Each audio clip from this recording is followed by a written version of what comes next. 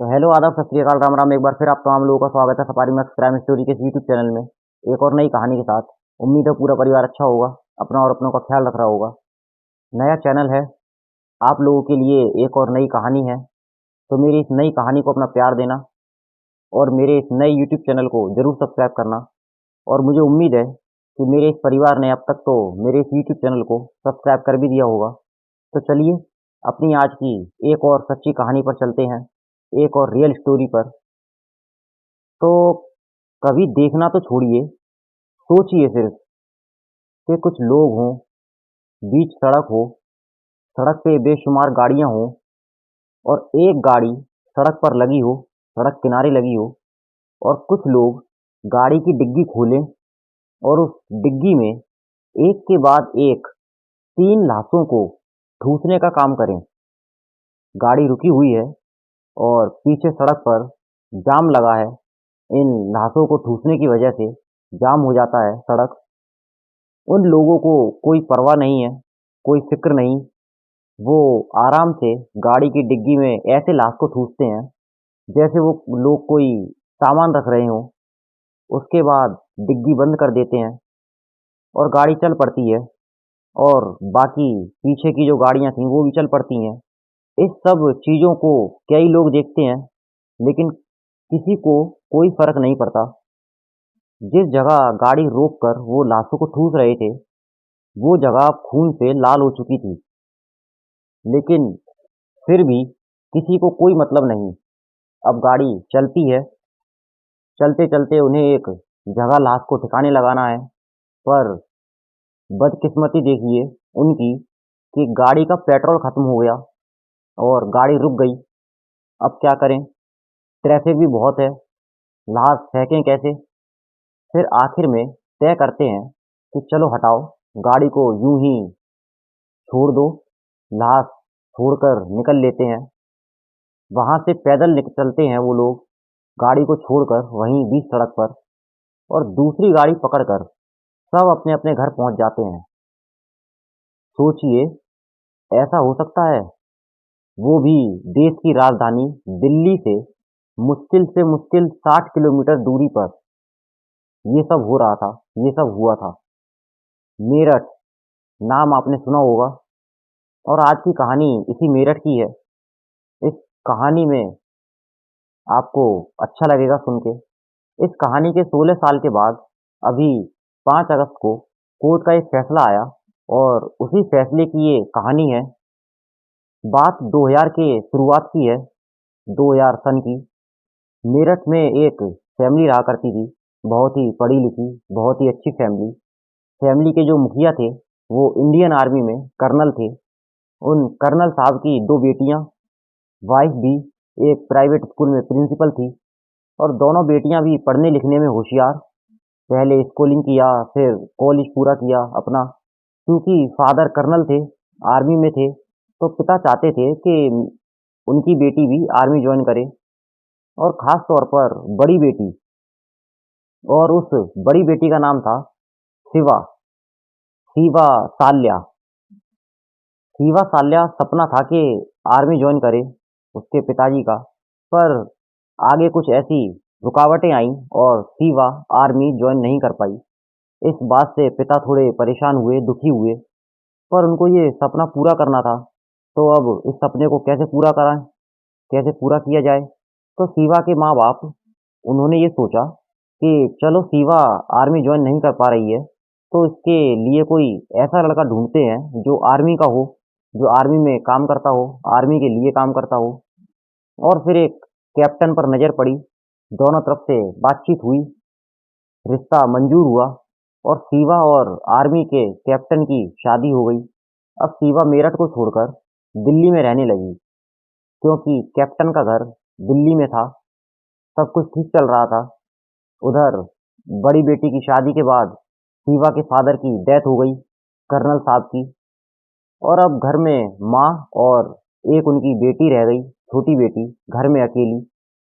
ठीक ठाक फैमिली थी। उन्होंने कहा कि चलो कुछ बिजनेस करते हैं, तो उन्होंने गारमेंट्स का बिजनेस शुरू किया, कपड़ों का, गारमेंट्स का बिजनेस शुरू किया दुबई में। और अब दुबई पहुंच गए। और अब दुबई से मेरठ और मेरठ से दुबई आना जाना लगा रहा। इधर 2 साल बीत गए शिवा की शादी को। 2 साल तक शिवा की शादी शुदा जो जिंदगी थी वो ठीक ठाक चल रही थी। लेकिन 2 साल बाद फिर मन मुटाव शुरू हो गया और शिवा तब भी पढ़ रही थी कॉलेज में। फिर शादी के बाद लगभग पढ़ाई छोड़ ही दी थी उसने। और इधर मन मुटाव शुरू हो गया कैप्टन साहब से। बात यहाँ तक पहुंची कि दोनों फैमिली मिली और बात हुई कि बेहतर यही है कि दोनों अलग हो जाएं, दोनों तलाक ले लें। मामला कोर्ट में पहुंचा तलाक के लिए।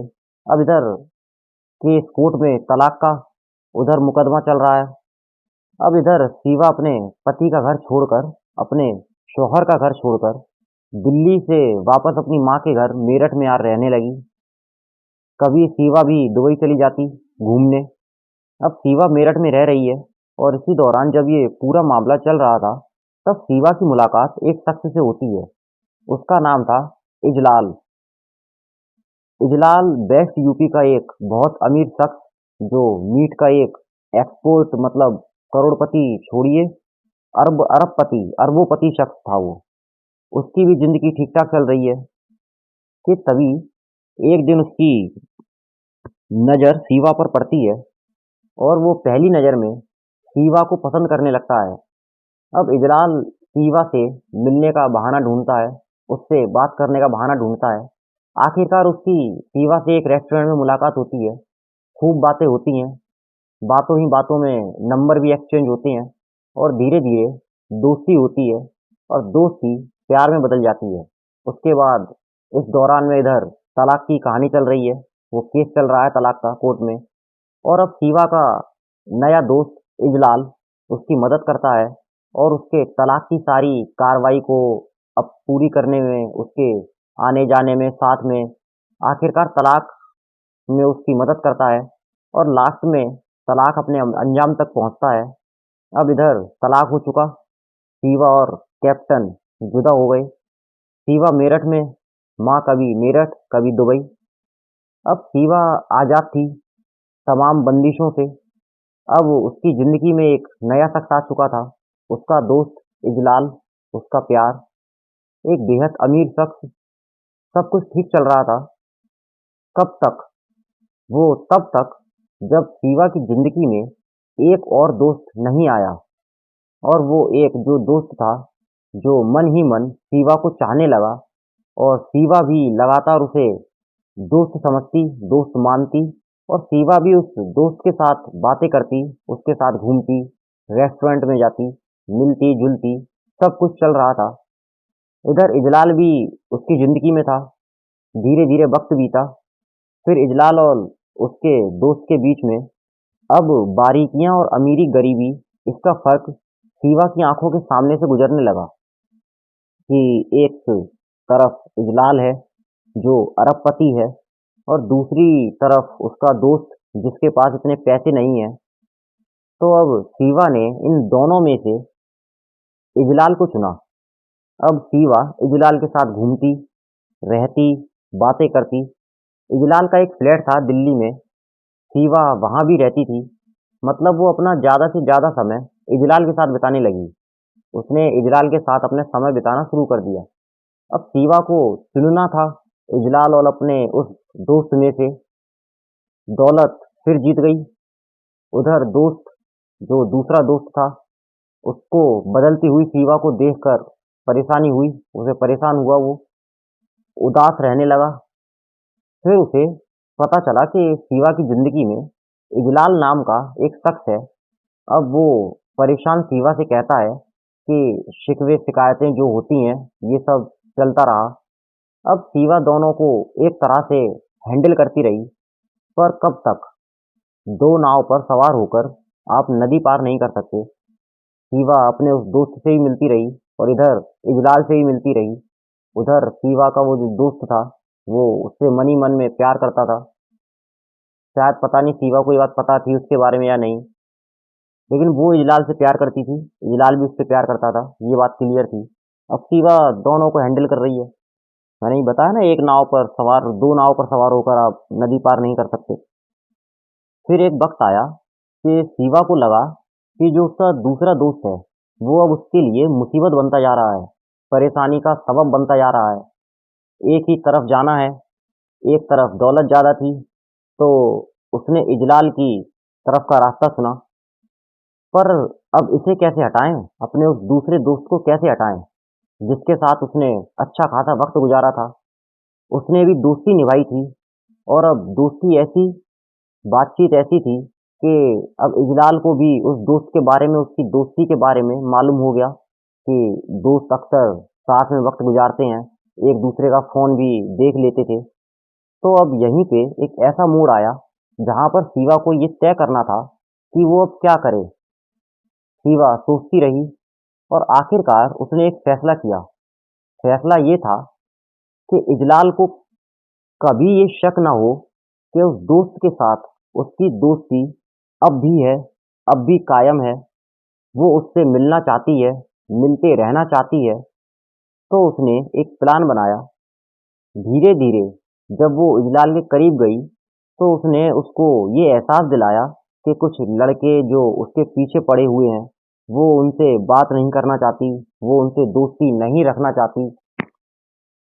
और शिवा के उन दोस्त का नाम था सुनील। इजलाल ने कहा कि चलो मैं समझाता हूँ उन लोगों को। धीरे धीरे वक्त बीता। उधर सुनील भी शिवा को भूलना नहीं चाहता था। तो आखिरकार एक रोज, अच्छा वो इतनी बातें बता चुकी थी कि लगभग धीरे धीरे इजलाल के मन में भी अब उनके दोस्तों को लेकर नफरत पैदा हो गई थी। शिवा इतनी बातें बता चुकी थी इजलाल को उन दोस्तों के बारे में, उल्टी सीधी गलत झूठी बातें।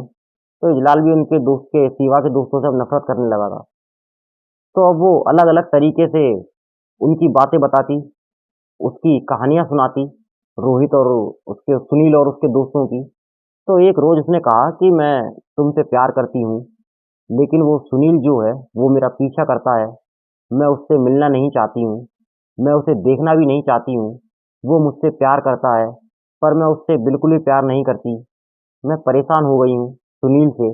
वो अपने दो दोस्तों के साथ भी आता है कभी कभी, और फिर तीनों लोग मिलकर मेरा रास्ता रोक लेते हैं, मुझे परेशान करते हैं। फिर तीनों, सुनील और उसके दोनों दोस्त, अब ये सारी कहानी वो इजलाल के दिमाग में डाल रही है। इजलाल भी उसको समझाता है, बुझाता है कि ठीक है मैं समझा दूंगा, कोई बात नहीं, वो समझ जाएंगे। पर सिवा इजलाल के दिमाग में भी इतनी बातें भर चुकी थी कि एक दिन इजलाल को गुस्सा आ गया, और कहता है कि ठीक है, कुछ करते हैं, आज के बाद कोई तंग नहीं करेगा तुम्हें। अब इजलाल सोचता है कि सिवा तो सिर्फ मेरी है, कोई और कैसे आ सकता है हमारे बीच। तो पूरी तरह से, एक तरह से बदले का जहर शिवा इजलाल के दिमाग में भर चुकी थी। इधर वो अरबपति शख्स था, अमीर था। तो उसने पता कराया। अच्छा वो सारे वहीं मेरठ के रहने वाले आम लड़के थे। तो उसने पता कराया कि कौन है वो सुनील और उसके दो दोस्त। तो पता किया कि एक सुनील है, और एक का नाम पुनीत है, और एक सुधीर है। सबकी उम्र 23, 24 और 27 थी। फिर इजलाल के लोगों ने इन सब का पता किया, सारी आगे पीछे की जानकारी इकट्ठा करी, तीनों की रेकी करी। इजलाल सब कुछ जान ही चुका था इन तीनों के बारे में। दिन बीतते हैं, तारीख आती है 23 मई 2008। मेरठ में एक जगह है गुदड़ी बाजार। उसी गुदड़ी बाजार के पास घर, और वहीं पास में इजलाल का फार्म हाउस। इजलाल पैसे वाला था, तो उसने एक शाम अपने लोगों को भेजा, और बहाने से सुनील और उनके दोनों दोस्तों को घर बुलाया। वो भी घर आ गए।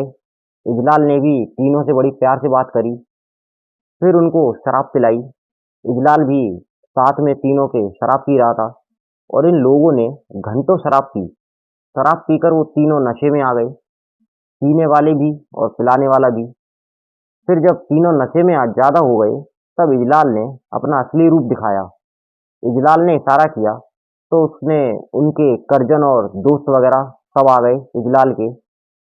फिर इन सब ने पहले तो तीनों की पाइप से पिटाई करी, और मारते वक्त इजलाल ये भी कह रहा था कि शिवा सिर्फ मेरी है, और तू शिवा से शादी करने के सपने देख रहा है। शिवा मुझसे प्यार करती है, सिर्फ मुझसे। इजलाल ये सब कह कह कर इन तीनों को पाइप से लगातार मार रहा था और साथ वाले भी मार रहे थे और वो तीनों बचने की गुहार लगा रहे हैं, छोड़ने की गुहार लगा रहे हैं, हाथ जोड़कर रहम की भीख मांग रहे हैं। तीनों रो रहे हैं, दर्द से चिल्ला रहे हैं, पर इजलाल रुकता नहीं है। पर पहले ये था कि थोड़ा बहुत मारेंगे, ज़्यादा से ज़्यादा डरा देंगे तो ठीक हो जाएगा ये सब। पर उस वक्त वो नशे में था इजलाल, नशा सिर चढ़ चुका था, गुस्सा भी ज़्यादा था। पाइप से खूब मारने के बाद अब इजलाल अपनी बंदूक लेता है और गुस्से में अपनी उस बंदूक से एक एक करके तीनों को अपनी पिस्टल से गोली मार देता है। इजलाल का इससे भी मन नहीं भरता, वो फिर तीनों पर तलवार से वार करता है और ये सब किस्तों में हो रहा है। मतलब वो रात को बैठे थे सब और मार पिटाई करते करते सुबह हो गई। तलवार से मारने के बाद, काटने के बाद इजलाल कहता है कि इन तीनों की लाशों को सीढ़ियों के पास रख दो। लाश सीढ़ियों के पास रख दी जाती है और सीढ़ियाँ घर के मेन गेट के पास ही थी। तो उन लोगों के जो लाश थी उनकी लाश से खून रिस रहा था और वो खून धीरे धीरे गेट के बाहर सड़क पर आ जाता है। सारी सड़क खून से लाल हो जाती है। अब सुबह का समय, इजलाल के पड़ोसी सुबह घर के बाहर टहलने को निकले तो वो देखते हैं कि ये सब क्या है, ये खून कैसे। तो वो लोग ये सब देखते हैं और डर जाते हैं। वो तेजी से आवाज़ लगाते हैं, इजलाल इजलाल। और अभी तक इजलाल और उसके दोस्तों को कोई अफसोस नहीं, पर पड़ोसी आवाज़ लगाते हैं तो उन्हें पता चलता है कि कुछ गड़बड़ है। अब जब सारे पड़ोसी आवाज़ लगाते हैं तब वो सब उठते हैं। रात को जब दारू के नशे में थे सब लोग उठकर देखते हैं घर में 3 लाशें पड़ी हैं। अब इन सब का जो रात का थोड़ा बहुत नशा था वो भी कबूतर हो गया। इजलाल और उसके दोस्त ये सब देखकर डर गए। फिर वो इन तीनों लाशों को गाड़ी में डालते हैं, पर वो गाड़ी छोटी पड़ती है। वो लोग तमाम तरह से लाश को गाड़ी में रखते हैं, पर सही से काम नहीं बन रहा था, सही से लाश गाड़ी में नहीं आ पा रही थी। उसके बाद वो लोग, इजलाल और उसके दोस्त, उन लाशों को गाड़ी की डिग्गी में ठूंसते हैं और खून तो पहले से ही रिस रहा था, सड़क तक आ चुका था और वहाँ के बहुत से लोग इजलाल और उनके दोस्तों को देख रहे थे गाड़ी में लाश को ठूंसते वक्त गाड़ी की डिग्गी में। इस काम को करते वक्त किसी को कोई डर नहीं था। लोग भी इनको ये सब करते वक्त देख रहे थे सड़क पर। वो कैसे, वो ऐसे कि जब घर के अंदर गाड़ी खड़ी थी वो छोटी पड़ गई, तब घर के बाहर गेट के पास सड़क किनारे एक इनकी दूसरी गाड़ी खड़ी थी। ये लोग घर से लाश को उठाते हैं और बाहर खड़ी गाड़ी की डिग्गी में रखते हैं, पर रखते नहीं हैं, ठूसते हैं एक एक करके। इसी वजह से लोग देख लेते हैं वहाँ से गुजरने वाले, और गाड़ी गाड़ी वाली जगह पर भी बहुत खून पड़ा था। फिर ये लोग गाड़ी की डिग्गी में लाशों को ठूसने के बाद वहाँ से गाड़ी लेकर निकलते हैं। अब उनका ये था कि इन लाशों को कहीं ले जाकर गाड़ देंगे या फिर किसी नदी नहर में फेंक देंगे, पर शायद इनकी किस्मत खराब थी। जिस गाड़ी से ये लोग लाश को फेंकने जा रहे थे, उसे ठिकाने लगाने जा रहे थे, उस गाड़ी का कुछ दूर जाने के बाद डीजल ही खत्म हो गया और फिर इजलाल और उसके दोस्तों ने कहा कि गाड़ी को यहीं छोड़ देते हैं, जो होगा देखा जाएगा बाद में। उसके बाद जब गाड़ी दोबारा स्टार्ट नहीं हुई तो वो सब गाड़ी वहीं खड़ी करके चले गए, ये कहकर कि छोड़ो, जो होगा देख लेंगे कि क्या होगा अब आगे। फिर आगे चलकर एक दूसरी गाड़ी करते हैं और सब बाद में अपने अपने घर चले जाते हैं। गाड़ी वहीं सड़क पर लावारिस हालत में खड़ी है। फिर कुछ राहगीर गाड़ी पर लगे खून और गाड़ी की डिग्गी से जो खून निकल रहा था उसको देखते हैं, तो वो तुरंत पुलिस को फ़ोन करते हैं और इस गाड़ी की जानकारी देते हैं। वहाँ तैनात और नज़दीकी ट्रैफिक पुलिस का जवान आता है। पहले तो जब वो ये सब अपनी नज़रों से देखता है, तब फिर वो अपने सीनियर को बताता है। खैर गाड़ी को ठीक से देखा जाता है। उसके बाद पुलिस टीम गाड़ी की डिग्गी को खोलती है और जब गाड़ी के अंदर का नज़ारा देखती है तो पुलिस वालों के भी रोंगटे खड़े हो जाते हैं। गाड़ी की डिग्गी में 3 लाशें थीं। जो उस डिग्गी में ऐसे रखी गई थी जैसे कपड़े अलमारी में हों, बिल्कुल ठूस ठूस कर। डिग्गी में 3 लड़कों की लाशें थीं। पुलिस गाड़ी को और उन लाशों को अपने कब्जे में लेती है और पोस्टमार्टम के लिए सरकारी अस्पताल भेजती है। इधर गाड़ी के नंबर से पता करती है पुलिस कि गाड़ी किसकी है, तो पता चलता है कि ये गाड़ी एक अरबपति शख्स इजलाल की है। फिर पुलिस इजलाल को उठाती है और सब कुछ जानने के बाद इन तीनों कत्ल के बारे में जान लेती है, पता कर लेती है इजलाल से। तो और कई नाम सामने आते हैं। इस केस में पुलिस पूरे 12 लोगों को पकड़ती है। इन सबको कोर्ट में पेश किया जाता है।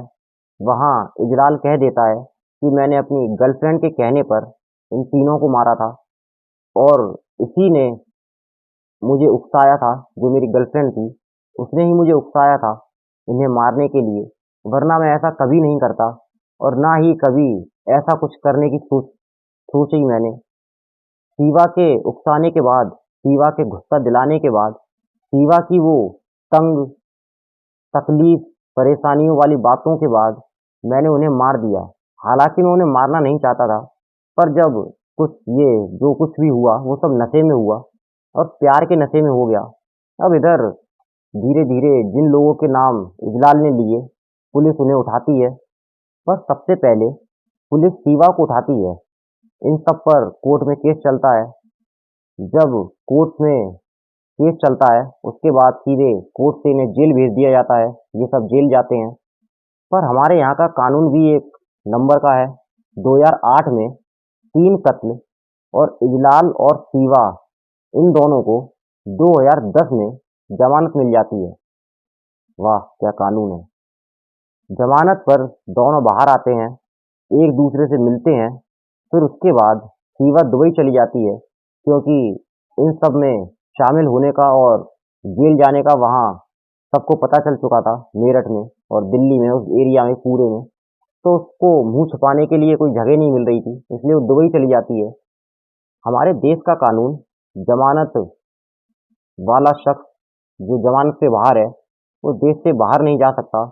पर यहाँ शिवा अपनी मर्जी से आ जा रही है, जब चाहे आ सकती है, जब चाहे जा सकती है। शिवा की माँ भी कभी कभार मेरठ आती, पर उनका बिजनेस दुबई में था गारमेंट्स का, तो ज़्यादा नहीं आ पाती थी वो मेरठ। पर शिवा कभी दुबई रहती तो कभी मेरठ में रहती और इजलाल से मिलती रही थी। जब भी शिवा मेरठ आती इजलाल से जरूर मिलती। कोर्ट ने शिवा का पासपोर्ट तक जब्त नहीं किया। जैसा अभी मैंने बताया कि जमानत पर बाहर शख्स देश से बाहर नहीं जा सकता। पर शिवा शिवा तो खैर छोड़िए। उसके बाद ये सब खबर मीडिया में आती है, लोगों में गुस्सा, प्रदर्शन शुरू। एक लड़की, एक कर्नल की लड़की, बड़ी लड़की, जिसको कर्नल साहब आर्मी की ड्रेस में देखना चाहते थे, पर उनका ये सपना पूरा ना हो सका, तो उन्होंने एक आर्मी के कैप्टन से शिवा की शादी करवा दी। और फिर इसके बाद कर्नल साहब की मौत हो गई। शिवा ने 2 साल बाद कैप्टन से भी तलाक ले लिया और अपने एक नए दोस्त से, अपने पुराने दोस्त और उसके 2 दोस्तों की हत्या करवा दी। तो इस हिसाब से कैप्टन साहब ने सही तलाक ले लिया, क्योंकि इससे पता चलता है कि कैप्टन के साथ शिवा के रिश्ते कैसे रहे होंगे। हर बार लड़का ही गलत नहीं होता। तलाक जैसे मामलों में कभी कभार कुछ लड़कियां भी शिवा जैसी होती हैं, शिवा साल्या। अब 2008 में इन सबका कत्ल हुआ और 2010 में जमानत पर बाहर। इसके बाद माँ सब कुछ छोड़कर दुबई चली जाती हैं और फिर बाद में शिवा भी दुबई चली जाती है। आना जाना लगा रहता है, कभी भारत कभी दुबई। इन तीनों लड़कों की कातिल, जिसने अपने बॉयफ्रेंड को उकसाया, इन सबको सबक सिखाने के लिए, जिसकी उम्र सिर्फ 23, 24 और 27 साल के करीब थी। ये जमानत वाली बात ये मैं इसलिए बार बार कह रहा हूँ कि सुप्रीम कोर्ट ने हालांकि हाल ही में दिल्ली के मनीष सिसोदिया उप मुख्यमंत्री जो हैं उनको जमानत दी थी और मनीष सिसोदिया से कहा था कि आप देश से बाहर नहीं जा सकते, क्योंकि उनका जो पासपोर्ट है वो कोर्ट में जमा हो गया, ताकि आप कहीं बाहर ना जा सकें, ताकि मनीष सिसोदिया कहीं बाहर ना चले जाएं। लेकिन यहाँ शिवा के साथ ऐसा कुछ नहीं हुआ। वो तो बाहर भी रह रही थी, भारत में भी रह रही थी। 3 कत्ल की आरोपी घूम रही है बिना किसी दिक्कत के। 16 लंबे बरस बीत गए। 16 साल बाद 5 अगस्त 2024, इसी महीने की बात है। मेरठ की सेशन कोर्ट अपना फैसला सुनाती है। अब 16 साल एक लंबा समय होता है। लोगों को कहाँ पता जिंदगी और मौत का। तो इस 16 साल में उन 12 आरोपियों में से 2 की मौत हो जाती है 16 साल के अंदर अंदर। अब बचे 10।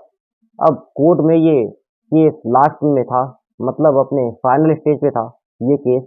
तो फिर शिवा के पास एक समन जाता है दुबई में कि साहब आइए, इस तारीख को कोर्ट में हाजिर होना है और इस केस में हिस्सा लीजिए, अदालत में आइए, इस समय तक आ जाना। शिवा वापस आती है दुबई से और इजलाल और शिवा मिलते हैं और सोचते हैं कि 16 साल हो चुके हैं इस केस को, अब क्या ही होगा इस केस में और क्या ही सजा होगी।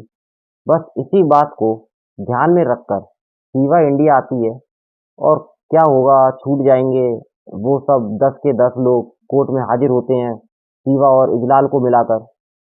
और भी कई लोग छूट चुके हैं, हम भी छूट जाएंगे, लंबा समय हो गया 16 साल, कुछ नहीं होगा, पैसे वैसे देकर हो जाएगा सब। ये सब सोचकर वो लोग सब के सब कोर्ट में पेशी पे आते हैं, जमानत पे से जो बाहर थे। शिवा तो दुबई से आती है। अब ट्रायल फाइनल डेज पर था। ट्रायल का फाइनल दिन है 5 अगस्त को। सेशन कोर्ट ने अपना फैसला सुनाया। मेरठ की सेशन कोर्ट अपना फैसला सुनाती है। अदालत में एक दो ऐसे गवाह थे जिनकी गवाही को सबसे भरोसेमंद माना, और वो जो घर से लेकर वो गाड़ी और गाड़ी की डिग्गी में लाश को रखना और वहाँ खून का पड़ा होना, और इधर खुद इजलाल की गवाही कि मेरी गर्लफ्रेंड ने मुझे उकसाया कि वो लोग मुझे तंग कर रहे हैं, मुझे परेशान करते हैं, मेरा रास्ता रोकते हैं और तुम कुछ नहीं कर रहे हो। इन तमाम सबूतों और गवाहों को मद्देनजर रखते हुए मेरठ की सेशन कोर्ट इन सभी 10 के 10 लोगों को उम्र कैद की सजा सुनाती है। उम्र कैद मतलब ताउम्र जेल में, जब तक जिंदा रहेंगे तब तक जेल में रहेंगे। कोई जमानत नहीं, कोई पेरोल नहीं, कोई कुछ नहीं। फिर इसके बाद इन तमाम लोगों को गिरफ्तार कर लिया जाता है और फिर इजलाल और शिवा को कड़ी सुरक्षा के बीच जेल भेजा जाता है। अब इन लोगों ने कोर्ट के इस फैसले को ऊपरी अदालत में चैलेंज किया है। देखते हैं वहां से क्या होता है। फिलहाल तो शिवा और इजलाल और इनके साथ के 8 लोग सभी जेल में हैं। तो इस एक केस का फैसला आने में पूरे 16 साल का एक लंबा समय लगा, और 2008 के मर्डर का, इन 3 जवान लड़कों की मौत का, कत्ल का, तीनों स्टूडेंट थे, 2024 में 16 साल बाद ये एक फैसला आता है 5 अगस्त 2024, इसी महीने में। तो ये थी आज की कहानी। उम्मीद है कहानी आपको पसंद आई होगी। कहानी अगर आपको पसंद आई हो तो कहानी को लाइक करना, कहानी को अपने दोस्तों के साथ शेयर करना, और इसी तरह की नई नई कहानियाँ सुनने के लिए मेरे इस नए यूट्यूब चैनल को जरूर सब्सक्राइब करना, ताकि मैं आप लोगों के लिए इसी तरह की नई नई कहानियाँ, रियल क्राइम स्टोरीज लाता रहूँ। तो मिलते हैं अगली किसी नई कहानी के साथ। तब तक के लिए अपना ख्याल रखना, अपनों का ख्याल रखना, और safari max crime story channel का ख्याल रखना। तो please subscribe safari max crime story. Thank you so much.